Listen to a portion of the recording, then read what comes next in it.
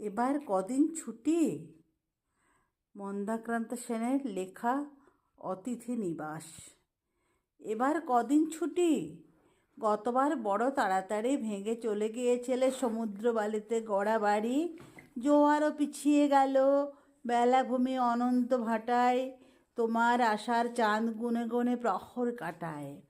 অবশেষে তুমি এলে, চাঁদ যেই জোয়ারে ফেরাবে তুমি বললে এবারের ছুটি তুমি পাহাড়ে কাটাবে।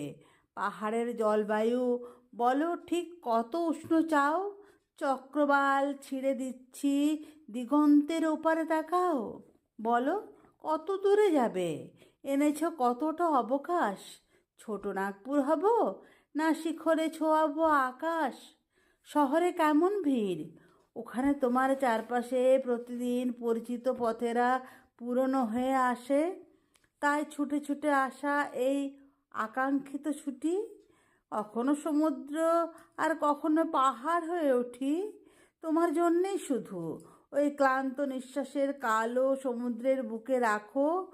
উপত্যকা জানো বেয়ে ঢালো, জীবন জীবিকা ছেড়ে হতে চাও আপাত অচেনা। এই বিদেশের কথা তোমাদের শহর জানে না। বিষাদ সারিয়ে নিয়ে ফিরে যাও নিজ বাসভূমে।